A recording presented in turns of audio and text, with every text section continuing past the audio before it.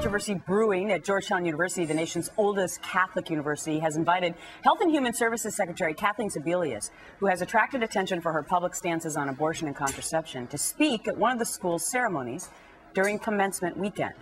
But our next guest says Catholics should not have a problem with hearing her out.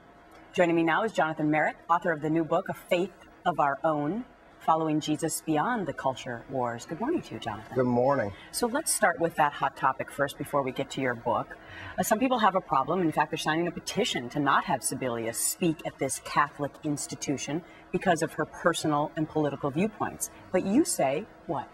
Well, here's the weird thing, and I don't know how we got here sort of in modern culture, but we feel like we have a right now not to have to listen to people we don't agree with. And I think that's probably not a real healthy trend, and this is the reason why. One of the big points of contention here is over pro-life versus pro-choice debates. But I believe that the arguments, I'm pro-life, and I believe that the arguments for being pro-life are so much stronger that I'm not afraid to have these debates out in the public square. So I say, let her come out, let her give her talk. Let's have conversations about these issues. If we believe in the strength of our ideas and our arguments, then why would we be afraid to have debates over these things? It kind of follows along with your points in your new book. You say that there's a new generation of Christians, and you break it down in three ways. How? Yeah, well, and I wrote about this in USA Today this week, but that there's this new generation of Christians in America who are coming of age, who are very, very different than their parents and their grandparents, than the religious right, or even the religious left, you could say. They're different in three ways. There's a shift right now from being partisan to being independent. I was at a gathering of young evangelicals in D.C., the Q conference recently. 61% said that they don't side with either the left or the right. It doesn't mean that they're not conservative anymore.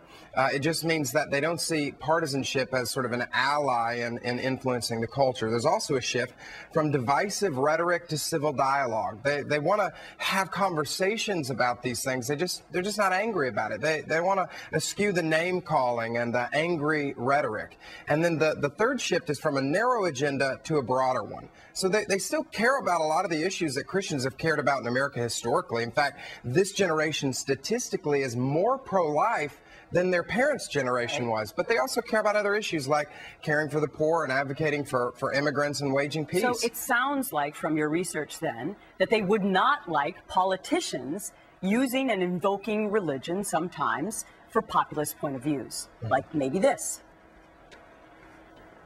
I hear politicians talking about values in an election year. Looking out for one another, that's a value. The idea we're all in this together, I am my brother's keeper, I am my sister's keeper, that's a value. For me as a Christian, it also coincides with Jesus' teaching that for unto whom much is given, much shall be required. I am my brother's keeper and I am my sister's keeper. So what do you make of that? Should politicians use religion? Yeah, well, what you're seeing President Obama do right there is not really that odd in terms of American history. Presidents have used religious rhetoric for a very long time. We've seen it not just on the left, but also on the right. And it all really depends on which Bible verses you sort of cherry pick to support your point. I think what's frustrating Christians today is Christians in America are something of a cheap date. Politicians come around every 2 to 4 years and they court us with religious language, sort of giving us subtle hints that they're one of us or they're on our side. And then they spend 4 years apologizing to us for breaking all of their promises. And so I think there are Christians now who are growing inoculated to that sort of speech. They don't listen to it anymore because they know it's not worth anything. Very interesting. You can check out his new book, A Faith of Our Own, Following Jesus Beyond the Culture Wars. Jonathan Merritt, great to speak with you this morning. Thank you so much. Good luck.